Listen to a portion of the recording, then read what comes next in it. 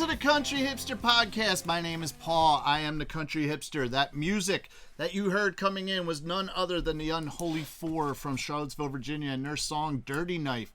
So check out the Unholy Four on Instagram, Bandcamp, Apple Music, or wherever you can find the Unholy Four. Wait, first, fucking business. Got to get the business first. We do business first here now on the in the Ottsville Record Garage. This Sunday, I'm actually done playing shows for 2023, so I'm actually pretty excited about that. I played the Horse last night, and then I looked at my schedule. I'm like, oh fuck, no more shows for the rest of the month, which is good. I'm happy. I'm looking forward to like a little bit of a break, but Ottsville Record Garage pop-up final wine and vinyl of 2023 is this Sunday from noon to 5 p.m. at Wycombe Vineyards in Furlong, Bucks County, Pennsylvania. Not only is the Ottsville Record Garage going to be there spinning and selling records, but there's going to be also additional vendors there. So it's kind of like a whole like little marketplace that's going on as well. We are the focal point of it because we're fucking awesome. And our last couple wine and vinyls have been really, really good. So if you have nothing going on this Sunday, come up, buy some records, hang out with us, and drink some wine and get a little bit to eat and whatnot, and check out the other vendors at Wycombe Vineyards in Furlong, Pennsylvania, in Bucks County. So it's good times. To my far left is my co-host and brother Adam, the country code breaker. Well, that's because of the thing I sent you the other day about, I've secured the duck for that's right. So we have a fantasy football league, which actually I'll get into in a minute, because to my immediate left, who is also in our fantasy football league, is our special guest Bob Hurst from Bogside Rogues, and most importantly, Village Ale Works. Mm-hmm. So Bogside Rogues is just not as important as your beer stuff anymore. Okay, that's how I'm going. I mean, you guys were never really that important, but okay. But this actually gives me, since we were talking about, so I called Adam the country code breaker. So we are in a fantasy football league. The three of us. Bob's been in for a while. I'm actually one of the original members of the league. The league's been around for like 21 years, 22 years. It's been around for like a obnoxious amount of time. It's the longest I've ever done anything in my life, believe it or not, besides live. No. But this fantasy football league is around, and I just wanted to point out that our 9th and 10th place finishers are here with me today in the Ottsville Record Garage, whereas I'm going to come in at a solid 3rd and head into the playoffs, and you guys will be picking, you'll be picking actually number 1 now, regardless of where you finish, because of our rule, because this motherfucker auto-drafted. So we have this rule, and we put it in place like 10 years ago or so, because you've been in the league for a while. You were in the league when we put this rule in place. Like 16 years or so. Yeah, so we had this whole thing where people weren't really like participating, and it's just like, dude, look, come on, let's fucking get into it. So we put a rule in place that if you auto draft and you end up in last place, you cannot get the first pick of the draft, and you then have to get your spot goes back until the next person that auto drafted. We have 10 people in our league. 9 people actually drafted. 1 person auto drafted. It was him. Yeah. So now he goes from, depending on how tonight works out for you guys, which doesn't look good for either of you. I still may end up in 10th place. Exactly. So you may end up in 10th place. Which would actually work out better for you. So you actually need to win, and you need to lose. So that way, either way, you get the number 1 pick. So it's just a case of, does he pick 2nd or does he pick 10th? Yeah. So it should be interesting. But we didn't come here for me to gloat about my amazing, so far amazing fantasy football season compared to these two motherfuckers, who are actually the last 2 champions as well in the league. This is true. So I won he was last year, Bob won the year and I was the year before. Yes. I have not won the title in about 5 or 6 years, and I am. He's going to choke again this year. I'm going to choke again this year probably, but I am one of the few 2-time champions. We never had a 3-time champion. This is true. You're a 2-time champion. I am a too. 2-time champion as well. So we got a few 2-time champions in the league, and that's right. But we never had a 3-time champion, so I'm hoping I can change that this year. So we'll see what happens. But okay, so one of the things we're here, and this is really a very important reason why we had Bob from Village Ale Works on the episode, is we're going to, if you follow us on TikTok and which is just at the Country Hipster, and you've been hearing me talk about it, my son Jack and I have been making what is ultimately our version of a black and tan. So we made a cream ale, we made an Irish stout, and then we blended them to make our black and tan. And this is all inspired by Yingling's black and tan. So I haven't tasted any of the beers yet. Oh, really? I haven't cracked them open. Because I wanted to specifically do it here. Yeah. Okay. So we're gonna go through the tasting, and I purposely, and I'm sure you'll agree with this move. This black and tan could be fucking horrible, but there's a difference between having 10 gallons of a horrible beer and 5 gallons of a horrible beer. So we specifically, because we do them in 5-gallon batches. So we took 2.5 gallons of the cream ale, 2.5 gallons of the stout, mixed that together, so we ended up with 5 gallons of black and tan, which is also why we did the big share bottles, because I start getting low on bottles, like 12-ounce bottles. Yeah. So, so that's what we did. So I didn't want to use all of the beer, because what if it sucks? Yeah. What if the blend sucks? Individually they could be good, but then the blend just doesn't work. So we'll see. We'll see what happens. Yeah. We will see what happens here. So I'm going to pop open the cream ale. We're going to start with the cream ale here. I see, because not only are we a music podcast, we are a drinking podcast. We are a drinking podcast. We are a music. And also, one of the things we can add to that, which I'm glad that, man, it's like the script, but you don't, because I don't share it with you guys. Yeah. So I'm going to pour myself some cream ale here. All right. It's got real good color. It does have some good color. There you go. Yeah. It's not bad. A little darker than I expected. I would expect the cream ale to be, but well, we've talked about this. I have those issues, and I think it's because we use the extracts that they don't end up being that lighter pissy color that I'm looking for in my cheap bad beers. Yeah. It's got a nice head though. I know we just poured a little bit, but it does have a nice head to it. It does. Which honestly, I was a little nervous about the carbonation on this, right? I took a guess of it. So we used the sugar, the what's the actual name of the sugar? There's a certain name for it, right? Granulated. No. No. For cream ale? For carbonating. Oh yeah. It's well, I use turbinado, but you could use the regular sucrose. Right. So that's what I did. So I did a whole package, but because we were bottling the cream ale and the stout in the same day, literally just kind of eyeballed it up and poured half into the stout and then half into the cream ale. Yeah. So I'm very happy to see the carbonation on the cream ale. So at least I got that right. So. Sorry, it just went right in. It's okay. Oh. And that's okay. This is okay. Oh yeah. This is nice. I kind of like it. I could drink a lot of this. Mm-hmm. This is good. So this one comes in about. I told you 5.7. I was wrong. I mistyped it. It comes in at about 5.2. So it's not that different from what I told you initially. But this is nice. No. This is sessionable ale. Yes, I'm actually real happy with the way that this turned out for sure. I was nervous about it. And I've had cream ales in the past that I don't get any cream from, and I get a creaminess from this. Yes, so yes. I'm that right there. There's points for it right there. Yeah, no, I'm very happy with the way that this. I'm pretty excited about this. Oh, so what I was saying as I'm finishing up my little sample of cream ale here, what I was saying is not only are we a music podcast, a drinking podcast, a literary podcast. Yeah. You can now add to this. We are an educational podcast. Okay. Adam's looking at me like, what the fuck are you talking about? Are we an educational podcast because slowly you're learning how to read? Maybe. No. So here's what happens. So one of our listeners is a friend of mine, Megan. She plays fiddle in a local Philadelphia Irish band called the Natterjacks. So she is also a teacher for her real person job. And she sends me this text the other day, and she's like, "Can I call you? I have to tell you a story."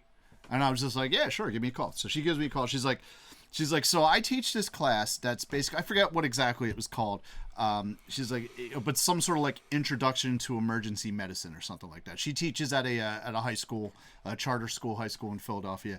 And so this is for students who are thinking about going into nursing, EMT, I guess fire prevention, law enforcement, all that kind of stuff. So it's a class that they geared towards them, called the preparation for introduction to emergency medicine. So she was telling me about how a month or two, maybe 3 months ago, whatever it was, a few months back, she was telling about how they were talking about finger wounds and someone cutting a tip of their finger off. And she's like, oh, so I have a friend of mine who has a podcast who also plays guitar who cut a tip of his finger off. And she's like, and she said, and which we did talk about in the podcast, where you can only, obviously I saved a little tip, but there's, you actually have to really cut your fucking finger off for them to to reattach. reattach. A decent amount for them to be able to do anything with it. Yeah. So she used me as an example, and us talking about it on the podcast. It was like, oh yeah, and so he did go in, and they cleaned it. Basically, all they did was they cleaned it out and dressed it, and this, that, and the other thing, and and it's fine. And the students were like, oh my god, can he play guitar? And she's like, oh no, he's good. Like, he could never really play guitar in the first place. Yeah, but he can strum it. You know. So it's just like, oh, okay, cool. So she's like, fast forward to the test we're taking today, and the question is, how do you judge the severity of this person who cut off the tip of their finger cutting vegetables for dinner? And one of our students like raises her hand and was like, yo, this is like that dude on that podcast that right? So we are now an educational podcast, because we're adding to the we are going to the youth of America and teaching them about me cutting my fucking finger off. If I remember correctly, that was when you were making the prison gravy from Goodfellas, which is the funniest fucking thing. So like, you would think, like, I cut it off while I was chopping onions. Yeah. You would think if I was going to cut the fucking tip of my finger off, it would have been when I was doing the garlic with the fucking razor. Yeah. No, I was fine with that. Yeah. And good shaving the garlic. Exactly. Down, right? Did I ever tell you, like, too, like, really, that is where I should have cut my finger off? Because you did tell me that, yeah. I don't know if you heard this, but like, instead of using like a single razor, I ended up using a double razor, because that's all I had. Yeah. So you would think if I'm going to chop the fucking finger off, that's where it's going to happen, while I'm shaving up the fucking garlic with the double razor. And then if I remember correctly, because I picked you up from the hospital. You did. And I think I was cutting the meat off the bone, and then I fucking caught my fingernail with the same fucking knife you cut yourself with. Yep. And I was like, yeah, this knife is just, it had a taste of blood, and it wanted more. Absolutely. I say, we've had 2 finger wounds. You cut your finger off, then I fucking... I'm not using that knife. Don't use that knife. I'm not using that knife. Don't use any knife after you've been on the Country Hipster podcast, apparently. Yeah. So, all right. So while I'm getting ready to open up and pour our stout, man, that cream ale I'm really fucking excited about how good that turned out. I'm excited about that. I'm gonna open up the stout. Now, this does come in at 4.2%. Which is pretty standard for a stout. It is, yeah. And isn't that like right around what Guinness ends up being? It's exactly what Guinness is. So I forget what we were shooting. We might have been a little bit higher. I thought Guinness was like 4 or 5. I don't know. 4.5. 4.2. We might have been shooting for a 4.5 on this, and it came out 4.2. But it's okay. I don't. I like how you had suggested that, like, instead of figuring out the actual ABV, just how many of them it takes for you and Jack to get fucked exactly up. Exactly. This is a 3 Paul and a 2 Jack, or So all right. So but what that's a hell of a scale. I know, right? We're not selling it. Who the fuck cares? It's for us anyway. So how many of these does it take to get drunk? Oh, that's 1. Funny. All right. All right. Oh, got some nice pop on that stout there. So what are you brewing right now at Village Ale Works, Bob? Well, currently, excited to say that I've been involved with, over the course of the year, a craft brewing certificate that I've been that I'm wrapping up this week,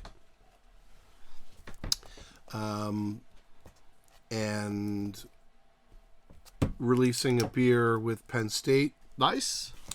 And that's a German land beer. Okay. Which was made with local ingredients to our area. So a local maltster, Double Eagle Malt, out of Huntingdon Valley, and a hop farm from like Reading area, Fawn Hill Hop Farm, and a local yeast purveyor. Nice.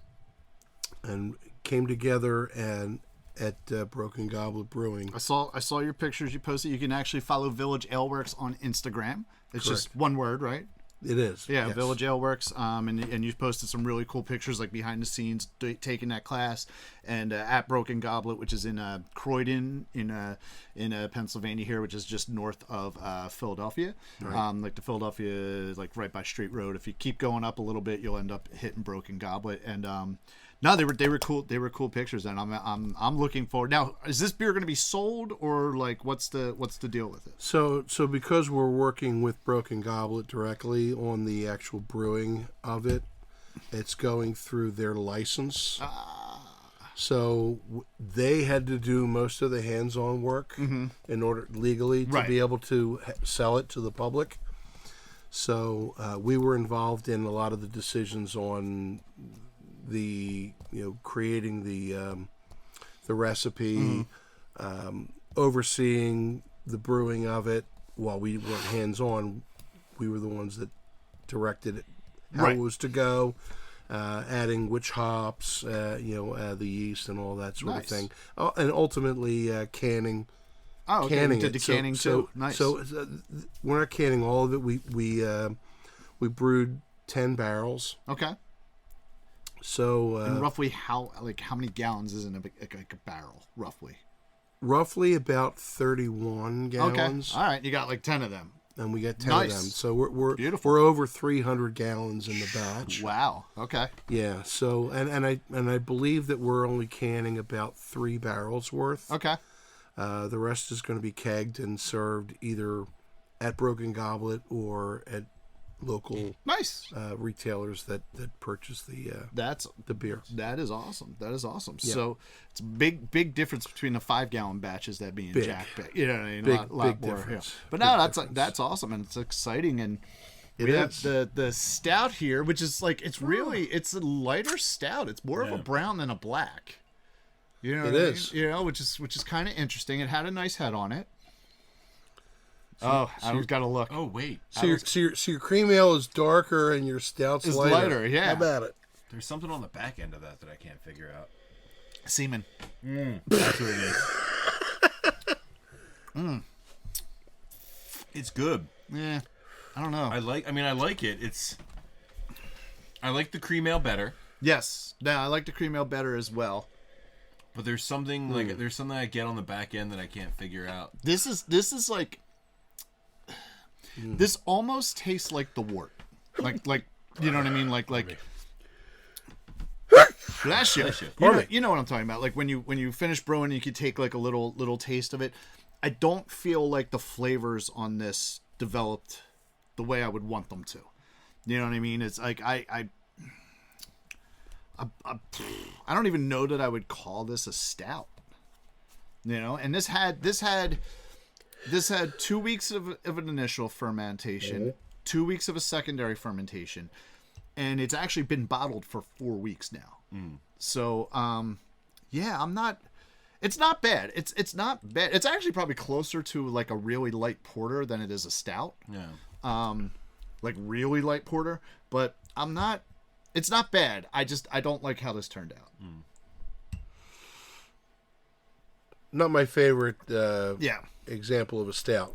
Exactly, because Jack did a stout when we actually first started brewing, and I don't think I ever got a chance to drink any. I think he drank all of it beforehand. But I do remember it being darker. Remember it being like very black. I might have had a little taste and it was like dry, but I also know it ended up being like because we didn't add the residual water at the end, it ended up being like an 8% beer. Which I'm not big on big beers like that. I have trouble with them. That's like Paul's drunk on half of one. Yeah. But no, I'm not real. It's real nondescript. It's like I wouldn't necessarily call this a stout.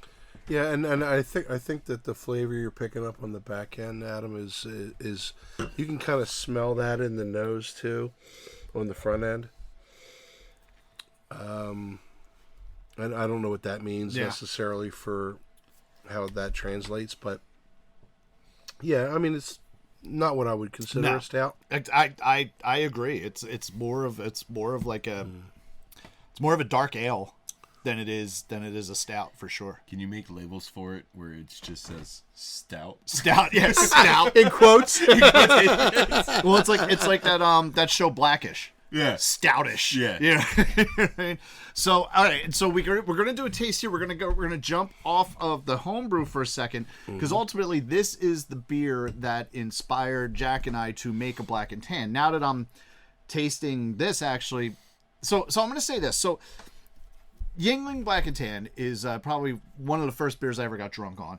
It's definitely one of the first beers that when I would go into certain bars and get served underage, I would just order a black and tan. No particular reason. It's just what I would do. Like, I'm gonna go into like whatever Patty's on a Race Street, which Always Sunny in Philadelphia was based after. As a 17-year-old and order a beer, I'm just gonna order a black and tan. I don't know why that made sense to me, but that's what I did. So Jack loves black and tan. She loves the Yuengling Black and Tan. So Yuengling Black and Tan is made of a porter and a premium beer. So my thoughts either way was that even though this is what inspired Jack and I's Black and Tan, which we are actually calling Come Out, Ye Black and Tans, after the Great Wolf Tones song. That was Jack's idea to name it that, which I was cool. So ours is supposed to be a cream ale and an Irish stout, whereas this is a porter and a premium beer. After tasting the stout, I think my initial thought is we might actually be a little more on flavor profile with this now, which was not really what this inspired it, but it wasn't what we were trying to do. Yeah. You know what I mean? So we're gonna taste this to kind of like. Paul, that's a Yuengling. It's a twist off. Don't be. It hurts my hands. I have delicate diabetes hands. Oh boy. So we're gonna reacquaint ourselves with the Yuengling Black and Tan. Yuengling Black and Tan. Now that I think about it, I can't remember the last time I had. I'm a big fan of Yuengling Black and Tan. I cannot remember the last time I had one. Yeah, every now and then, like Jack will buy a case of the pounder cans, and you know what I mean. So we'll have some of that, which is nice. But no, let's reacquaint ourselves with the Yuengling Black and Tan. This is actually obviously a professional brew, one that they know what the fuck they're doing because they've been doing it for they're America's oldest. I say America's oldest brewery. Yeah, so. They are that. And it's delicious. So the Black and Tan is just delicious. I love the Yuengling Porter. I don't particularly care for Yuengling's premium beer. Like I won't get that on its own. If I'm getting a lighter Yuengling, I'm just doing lager. It's just, which is funny. So one of the first times I realized how localized certain things are, because you just don't think about it, was I was actually playing up in North Jersey, like not even that North Jersey. It was like the northern shore points, Spring City, I think, something like that. Yeah. I was playing there with Birmingham 6, and this is fucking years ago because we only did it the one time, and walk up to the bar to get a drink, and I was like, yeah, I'll take a lager, and the bartender goes to me, she's like, okay, which one?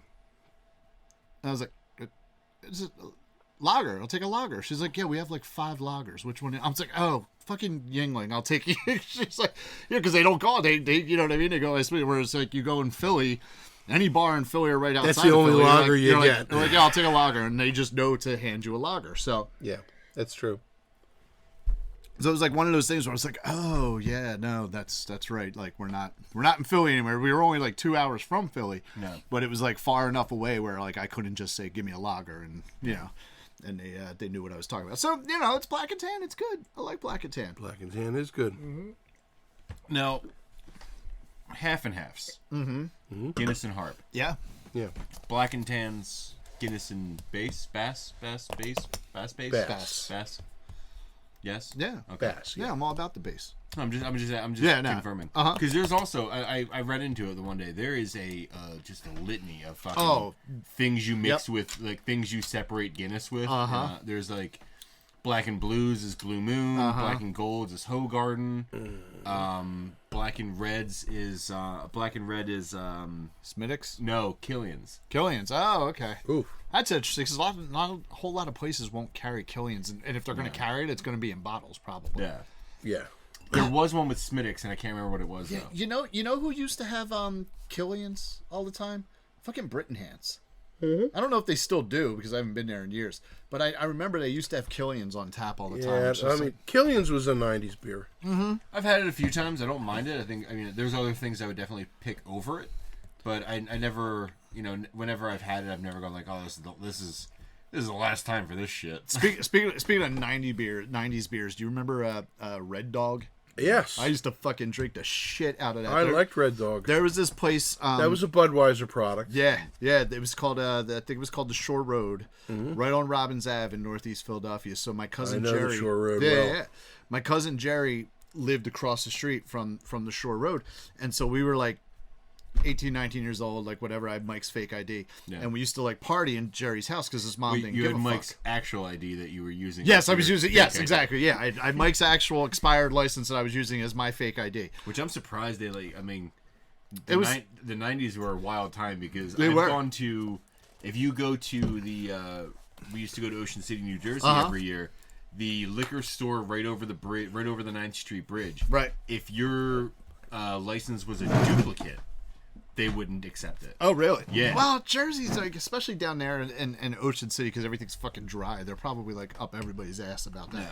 But no, the 90s was a much different time. Yeah. So we would get whatever case we were getting, or a couple cases, and then when we would drink all those, because I had the idea, they'd be like, Paul, go over to Shore Road and get some Red Dog. So I'd go in and buy like 3 6-packs of Red Dog. I'm like, let's go, and then we would fucking finish our night off with the Red Dog. So speaking of 90s beers, now that we mention it, I can't remember the last time I had Smittix, and that's very sad to me because I fucking love Smittix. Smittix is great. It is. I love Smittix. Yes. All right, so here we go. Mm-hmm. Come out, ye black and tans. Come out, you black and tans. So the difference, like I said, with ours is that the Yuengling Black and Tan is it's the Yuengling Porter and the Yuengling Premium. We get all of our stuff from Northern Brewer. I didn't see like a premium beer, and all the porters they had were all either. What the fuck does that even mean? What, premium beer? Yeah, I don't know. It's supposed to be like our hot dog water, which we'll talk about. I can explain premium beer. All right, go for it. All right, so premium beer, from a mass-produced perspective, was considered to be not something that they short or discounted the malt bill for. So, like, if you were, it has to do with labeling and packaging and what you could sell it for. So, there were a lot of beers that were like made as cheaply as possible, which was a lot of macro based stuff were made very cheaply so that they could mass produce it and get it out there. If you made a premium product, which means that you had so much malt in your grain bill when you made it, you could charge a little extra on the sale of that, based on how much you were putting into it ingredient-wise. Okay. So that's what separated premium from standard beer. Okay. Because I've had just Yuengling Lager. I've had Yuengling Premium. Right. I'm taking the lager. Yeah, absolutely. Like every time. Yep. Same thing with like Yuengling's Chesterfield Ale. Not a fan. See, I like Chesterfield. I've had it, but I'm not. I brought a 12-pack of the Chesterfield Ale here one time because I thought you liked it so much. Yeah, well, no. I mean, I probably drank it because I'll drink it, but it's not my favorite. I love Chesterfield. Yeah, I'm more of a lager porter. Lager porter, black and tan. But yeah, so that is the thing. So the Yuengling Black and Tan that we just tasted. I'm more of a fan of Yuengling Flight. Never had it. No. Never had it. No. I've had the Flight, and I don't prefer I will that. tell you, Yuengling's Oktoberfest, I am not a fan. I enjoy the Oktoberfest. I prefer the Sam Adams Oktoberfest, but the Yuengling's Oktoberfest is a decent alternative in my opinion. See, I do not agree with that statement whatsoever. But then again, look at some of the albums you listen to. It's true. So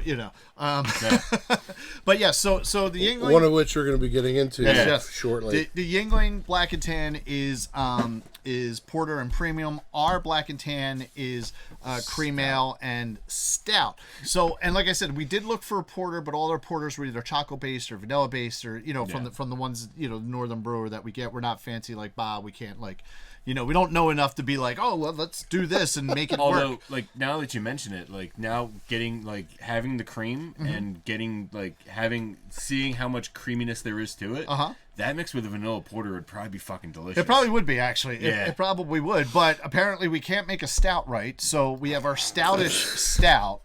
But like I said, because it's stout-ish, it's more like a dark ale than anything, I would think. But like, let's pretend it's maybe porterish. It's a little bit lighter. Porters tend to be a little lighter than stouts. That's generally a correct statement, right? Generally. Yeah. So we'll say we have closer to a porter. So maybe there's some hope for our black and tan being similar to the Yingling black and tan, or it's going to be complete shit. One or the other. So I have 2 questions. yes. Bob, you go by Village Ale. Village Ale works. Village Ale works. Do you and Jack go by something, or do you guys? Fuck no. We're the Country Hipster Podcast. No, that's what I'm saying. Like, do you guys go as like Country Hipster Brewing, or like anything like that? No. I mean, I do post it. If you do check it out, if you want to see about our beer adventures, we do post about that stuff on our TikTok. The Country Hipster is how you follow us on TikTok. See, like, I'm watching you pour yours, and it's light. It's not black. It's not black at all. It's more of like a brown and tan. It is. As far as the color goes, but that's probably because of the stout. Yeah, your stout wasn't dark. It wasn't. I mean, it's definitely darker, I feel like, than the stout was. Yeah, it is, but it's, the cream ale lent a little color to it. Yes, yeah.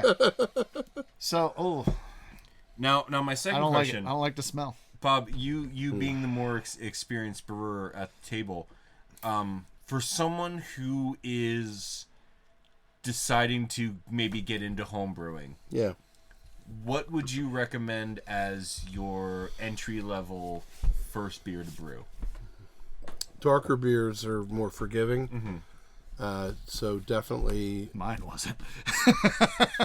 No, but just saying that. I mean, if you're going to get in, even if you don't like, if that's not your favorite style,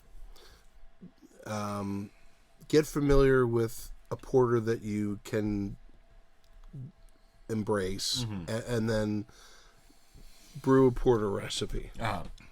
Just to dial in your process, because as Paul will attest to, it's about process. It's about following steps, much like any other recipe that you would do if you were cooking or making meals.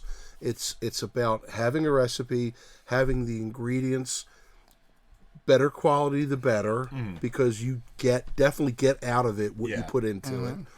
Right, and which I will say, I'm sorry to cut you off, but I will say is that for the cream ale, we went with just the standard whatever shitty yeast they give us. I did actually pay extra money for the yeast that we used for the stout, so which is another reason why I'm a little disappointed with the way. Which yeast did you use for the stout? I don't remember. I should have written it down, but I didn't. But it was the $15 one instead of the $3 one. It was liquid. It was yeast, liquid yeast. Yeah. Okay. Yeah. So I mean, but that was a conscious decision to do that. Like, Liquid yeast was my stripper name when I was in college. oh, yes. I can see that. Adam, the Country Liquid Yeast. Next on the main stage, Liquid Yeast. So liquid yeast to the stage. So to kind of wrap up that point, the only thing I can really pardon you. Yeah. The only thing I can say is that lighter styles tend to show through any kind of flaws that you have in your process. So darker ales tend to kind of mask some of that. So to get into it, start dark and then go lighter. That would be Okay. That would be my recommendation. All right. So you've tasted it. Yes. Bob, you've not had a second to do anything because we kept making you talk. Right. That's okay. I've already said I don't like the aroma of this. Oh yeah, see, Bob's there with me. Yeah. I don't like the aroma on this. Yeah. I think it pours well. It's the stout that's lending Yes. this though. And obviously the head's staying on it, so it's very well carbonated. I'll give it, I'll give us props on that. Yep. But no, I'm not liking the aroma. I think the cream ale is making that head a little bit better too. I think it definitely is adding to that creamy head there. That's my stripper name. You're liquid yeast and I'm creamy head. And I just took a full sip, and you're talking about creamy head as your stripper name. Knock it off, right? Liquid yeast. Seriously. Liquid yeast to the stage. Creamy Okay. head. You're on standby. Okay. I know nothing of these things. This tastes like something. This tastes like a style I've had, This has a weird aftertaste, but not a black and tan. I'm getting whatever that aroma is on the front end. I'm getting that as the back end. And that's what I got from the stout too. The nose followed through to the end. Yes. So I'm thinking that's the stout that's doing this to this mix. Right. This tastes like a wacky German beer that I've had. Really? Yeah. I can't remember what style it was, but this tastes like something I've had where I couldn't pronounce the name of the beer because it's in German. I'm gonna say I know what you're talking about. That there is a Berliner Weisse, Possibly. Okay. and I only say that because in Berlin specifically, they made a wheat beer that was intentionally soured. Oh, right. Yes, I have heard about this. And Berliner Weisse is a style, a German style, where they sour the beer intentionally, so much to the point where they serve you a syrup to add to it. Yes. Oh. A sweet syrup to add to it to offset the sourness in it. There's a beer that Tom, the one we apologize to all the time, he loves. It's called Skull Splitter, and it comes with the little thing of syrup with the the bottles. Like there's like taped to the top. Yeah. And apparently that shit will fuck you up. I had a sip one time. I was like, oh my god, I can't do it. Skull Splitter is a Scottish ale, though. Yeah, isn't it? it is, but it's got the syrup with it. So, all right, I've had I'm doing a Skull thing Splitter. here. I'm doing a thing. I have the Come Out You Black and Tan, which is more of a brownish ale, and I have a Yingling Black and Tan. So I'm going to do a side by side tasting right here, right now. So here we go. Okay. So while you're doing this, I'm going to ask you, Bob, between the cream, the stout, and the Come Out You Black and Tans, give me a rank 1 through 3. Oh, cream is top, number one. Absolutely. If I was to give a number 2, it's probably going to be the mix. Okay. Because I think the stout is number 3, and the stout is what's really bringing the number this to the number 2. All right, so I'm going to ask you guys to do what I just did. Okay. And it actually changed what I have right here. Because, you get shit on your palate, and it kind of, you know what I mean? You're not cleansing your palate. And so I want you to take a swig of this. Okay. And then take a swig of the Black and Tan. Because honestly, doing that, my Black and Tan's actually somewhat palatable. But you shouldn't, if I made a beer that you shouldn't have to drink another beer to make it taste good. Do you know what I mean? So Yes. so it's still a wacky marketing concept. Yes, exactly. So listen, we got this beer, but buy this other beer and taste that. Do you feel a difference now in the my Black and Tan now after tasting the Yuengling right away? Yeah, the aftertaste is more subdued. Mm-hmm. Yeah. So it's definitely different when you're when you do that side by side comparison. But I'm still considering the stout and our Black and Tan. I'm considering them failures, to be honest with you, with the project we were trying to do. We're still gonna fucking drink it. Don't get me wrong. Here's the thing, like it was as to make a Black and Tan. Yes, I think it's a failure. Yes. But It's not a bad beer. I fucking like this. Okay. I put it number 2. I would definitely be with Bob. I would definitely go cream 1, Come Out You Black and Tans 2, stout number 3. Yeah. But like this is good. Okay. Yeah. I enjoy this a lot. Okay. But as a Black and Tan, it's not a Black and Tan, but it's fucking good. It's whatever it is, whatever whatever it Yeah. ended up being. It's not bad for what it is. It's just not what it intended to be. Yeah. Well, okay. I can take that. It's a happy accident. It's a happy accident. I will say I am very happy with the cream. I was worried about the cream ale. Actually, I was worried about the cream ale more than I was worried about the stout. Yeah. So I am actually very happy with how good the cream ale is. Again, and we've talked about this. I use the malts extracts. I don't use all grain. Yeah. And that is theoretically, I don't know for sure, but that is why those beers that I do, that I want to have them come out this lighter color. In my mind, it's because of the malts. They don't come out that color. Because I do my grain seep, and I get the fucking color that I want. The beer looks exactly the way that I want it to be.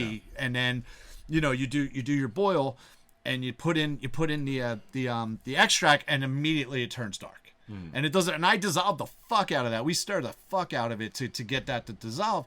But then it automatically, like, the extract is darker. It's just way darker. So that's where it loses the color. And again, my theory, and based on, I've done enough of these now, so I think it's a pretty correct theory, that's why these lighter colored beers that I want to come out light come out darker than I want them to.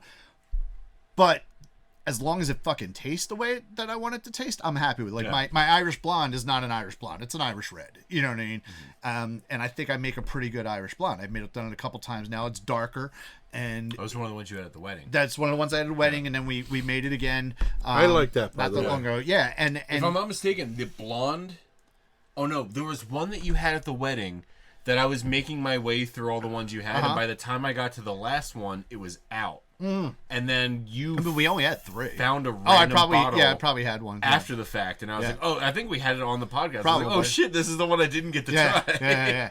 But so the Irish blonde turned out well, but it's not a blonde. This cream ale is it's definitely a cream ale, but it doesn't appear as a cream ale. It appears as an amber. It's darker, ale, for sure. But I'm very happy with the way that the cream ale turned out. Happy with the stout. Disappointed. This again, maybe I need to look at it differently, because it's still, look at this fucking head on this. This is really nice. It's got a nice. Like I said, I put it at number 2, but that's just because the cream. I think I like the cream ale. Cream ale's better.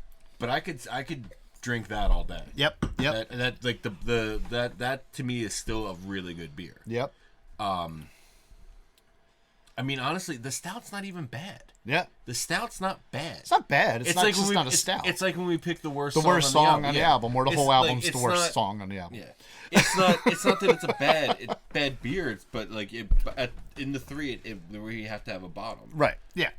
But like I said, I could drink the cream, and I could drink that all day. I could drink the stout all day too. All right. Now, Bob, did you? I believe you brought one of your brews. I did. What do you got? What did you bring to share with the class today? I brewed a beer in collaboration with friends. Okay. Right. Who are the friends? Anybody I know? Yeah. False Hope Brewing. False Hope Brewing, friends of the podcast. Yes. Brian and Jerry. And we did an 18-gallon batch of Abbey Double. So this is a Belgian style Abbey style ale.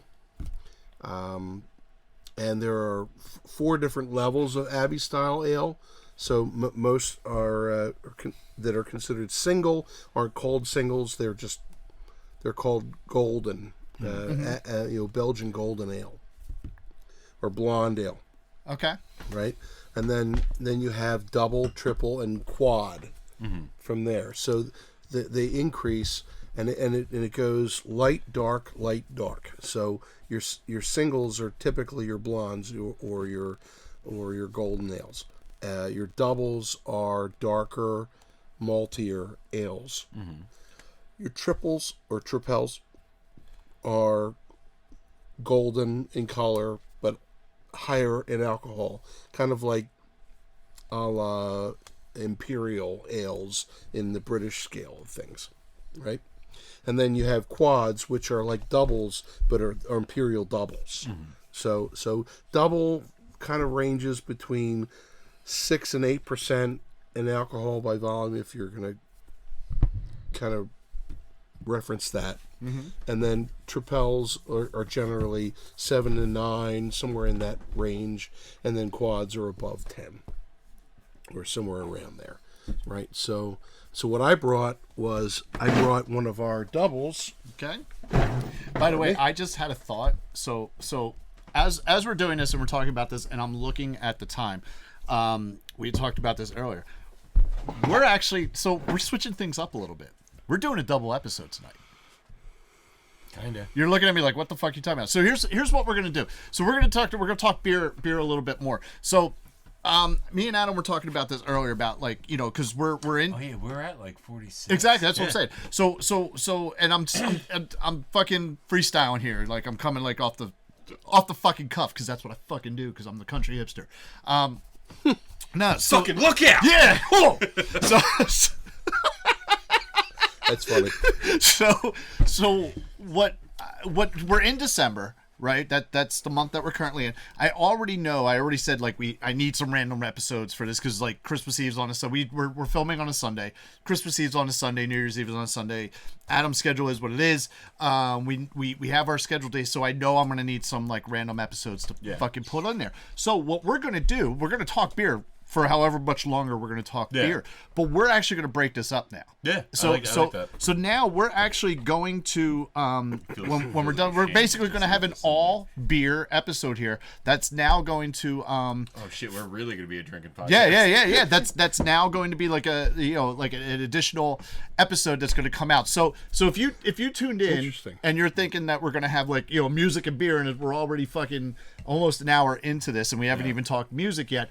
Rest assured, we're going to talk music in a different episode. It is going to be episode 38. This is going to be episode 40 something now as we're talking beer. So this is see, I'm always fucking thinking, man. I'm fucking But anyway, Yeah, 2 for the price of 1. 2 for the price of 1. There you go. I like that. So we're gonna do that because I think we're gonna be talking at least for an hour about an album that could be. At any rate, exactly. so all right, so we got the Abbey Double here and False Hope Brewing. I believe they are on Instagram. I think I follow them on Instagram. They are on Instagram, yes. So you can check out False Hope Brewing and I know they follow and the Country Hipster Podcast and Instagram follow False Hope Brewing. So if you're looking, you can just go to the Instagram of the Country Hipster Podcast and see who we follow, and then you'll see False Hope. They are False Hope Brewing, all one word. There you go. Correct. There you go. All right, so here you go, sir. I will let you do the honors. I'm a really big fan of the generic caps for home brewing. I like them. Yeah. It's just like because you had a green, you got a yellow, you got the green. I like it. Yeah. So and then the this one was the black. Yes. Well, that's what we did. We did the yellow for the cream ale. Yeah. We did the green for the Irish stout. Yeah. And then we did the black cap for our black and tan. Yeah. Oh, that's nice. That's a nice little hit. That is a real yes. That is way better. There's this guy that I follow on YouTube. See, you're good at this. What he does is buys MREs. Start yourself off. And opens them, tastes them, and critiques them. Yes, I've seen that. Yeah. And some of the stuff that he does is he'll buy MREs from like World War II and like Vietnam, like very, very old MREs. And every time he opens something like that, he's like, "Oh, good hiss." Okay, so actually, since we're gonna be doing this, I gotta actually rewind about the business. This Sunday is not the final Wine and Vinyl because this is going to actually air well after the Wine and Vinyl is done. So where I'm actually thinking we are going. Oh, thank you. We are going to air this is going to be. This kind of looks about the color of the a little bit darker. A little darker. Yeah, I'm gonna say Happy New Year. The week that I'm saying, so we are into 2024. I believe is where this is actually going to. We're in the fucking future. We are. We're airing in 2024. Nice. I think we are. Let me see how that would work. I could be dead by then. You could be. Yeah, no. So this is actually going to be our first episode of 2024. So Happy New Year, Happy 2024, everybody! Yes. And we are going to try the collaboration between Village Ale Works and False Hope Brewing here at Abbey Double. Do we have a name? Do we have a name for this, or you just? I don't believe that we put a name on it. Just it's an Abbey Double. Okay. Do you generally name the stuff you do? I had been, but not this year. Okay. Too busy. Mm-hmm. Ooh. Oh, that is nice. Yeah. That is nice. That is smooth. That is nice. That is very drinkable. That has a very good I almost want to say like fruity like nose on it, but like it's not a fruity beer. It's just like the nose, like I'm getting some like fruity tones off of the I kind of, and I don't mean Adam, just off of the nose here. I get like a feel where like there's some beers where I'll have it'll be very mellow up front and then they'll kind of have a bite on the back end. This has the feel like it's going to have that bite, but then just continues to mellow out, and I really like that. It's good. Mm-hmm. Yeah, no, this is good. This is smooth. What is the ABV on this, dare I ask? 6.2. Okay, so that's So not bad. so we're That's on the not low bad. end of, So, double. Yeah, so that's where that's honestly one of the reasons why I generally stay away from doubles. As I said, I don't. Number one, I'm a fucking lightweight. Like I will be the first person to fucking admit I am a fucking lightweight when it comes to alcohol. I can only drink so much. It's also one of the reasons why I drink shitty beers. You know what I mean? 4 or 5% beers. That's probably I can drink those all day. Once I get to above 6, I can't. You know, I could have like 1 and then I'm a fucking Fruit Loop. This it does not like 6 is probably, what did you say it was? 6.2. So that's probably the range where I would be like, okay, that's I generally wouldn't go above that on a regular basis, and this doesn't bite 6.2. Do you know what I mean? Because sometimes when you get into that, you get that alcohol bite, and I think that's part of one of the reasons why I stay away from higher ABV beers. I tend to don't like that bite. I might like it's like fucking hot peppers. I fucking hate the heat of hot peppers. I hate it. I can't stand the spiciness. Love the fucking flavor. Can't deal with the spiciness. So that's kind of how it is with me with beers. Is I love the flavor, can't deal with the fucking bite. All I'm hearing is you're a bitch. I am a bitch. Yes. Yes. So yeah. So that's that is nice. It is smooth. It is It's just good. It's just a good beer. Like period. Like so you guys did a really good job with that there. Thank you. I'm very, very impressed with All this. right, Bob. So the cream, the stout, the black and tan, and then yours. Oh my Come God! on, Give me it's a- not give me- it's not even a give me a top comparison. four. That's It's not not even fair. a comparison. It's not fair. Well, Number one, there were 3 people working on this beer. You just had me and Jack working on this one. Okay. And combined, no, but well, okay. And here's the thing. Jack and someone who's borderline illiterate making Yes. those 3. Yes, but and now here's the difference. And this is and this is all grain, correct? This is all great. This is all grain. So So they say green. no grain. Well, it's grain, so it is kind of green. We did not As like we is did not organic? use extract in the making of this beer. Okay. It was all extracted from grain. Yes. Which is the difference between the process that I employ and Yes. what Paul and Jack does. You started with extracts, though. I Correct? did. Yes. I started with extracts, but ultimately, I think extracts are a great for and going back to those that want to get into brewing, that are new to brewing. I think that extract recipes are a great way to get into it. Yes. For a couple of reasons, but the main reason is because extracts give you a consistency in delivering malt sugars to a ferment wort that if you were to just go from grain to glass, you have to mash those grains to get your wort before you can start boiling. And people here, Bob, for people who aren't familiar with the brewing process here, is talking about wort. Wort is beer before it's alcoholic. Yeah. It's basically when you do your brew, when you do your boils, and you do your cool down before you add your yeast, you have wort. Correct. Which is you get a lot of your flavor from the wort itself. That initial grain seep, you get a lot of flavor. You get your color and your flavor from there. And then I don't know what the grain part of it does because I haven't done that, but I know what the extract does. And I know the extract that we use is very thick. It's almost like a fucking syrup, and I'm sure it's probably more sugary than the grains would be. But that's where you get the more flavor comes out, and then of course you add the hops, and the hops will give you whatever the hops are going. And there's so many different fucking hops, man. It is amazing. And when you add the hops, and that matters. And like the one beer I did, I can't remember what it was, but we did hops in the boil process, and then we did a 2-week ferment, and then we added more hops. It's the only beer I forget which. I know I did it, but I just don't remember which beer it was that turned out.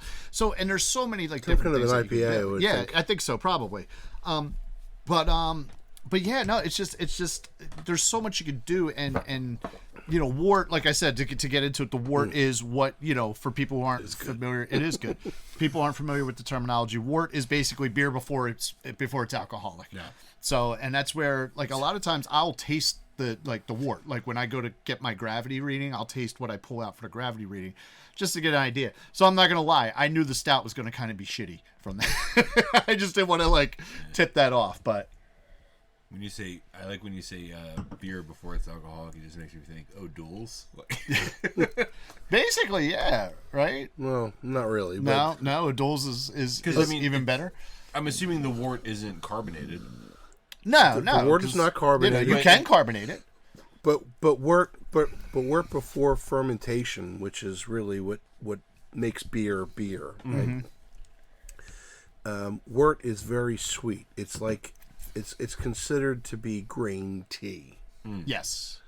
Right. So it's very sweet. So it's not like uncarbonated beer. It's unfermented beer, which is a big difference.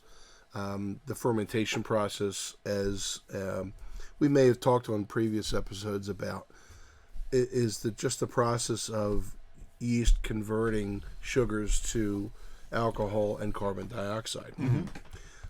That being a carbonated alcoholic product. So anything prior to that is it's going to be a still product that's very sweet and grainy. But how you achieve that product before you ferment is the difference between whether you use extract to get there or whether you mash grains to get there. It's just another step in the process to get to the point where you can then ferment to get your end product. Yep. So I think personally, just from a brewer's perspective, and I've always maintained this, that while it's easier to use extract to get to your end product, you sacrifice a little control over what goes into it to affect the outcome. Using grains and mashing grains, you get to select not only the types of grains that you're mashing with, but the amounts and and that's where the recipe of it comes into play. You can play with that a little bit on the extract level, like you can I'll use this much extract of this type of, like either light extract or darker extracts, because they're different kinds of malts. But ultimately, to get to the end product, you have a lot more flexibility in going from all grain. No. Yep. You do. Yep. And so, but there is a trade-off to that, right? Because extracts are done by like the highest level professionals, so they get like almost 100% efficiency from the grains they're using to make those extracts. Whereas a typical brewer, and even a commercial brewer that's using grains to make their beers, are going to see between 70 and 80% efficiency, meaning that the potential sugars that you could get from grains, you're only realizing between 70 and 80% of the sugars out of those grains, right? Whereas from an extract, you can dial that in because you know it's 100% going to be there. So you're mentioning sugars. How do you feel about adding sugars to beer? I think that, all depending on the style that you're going for,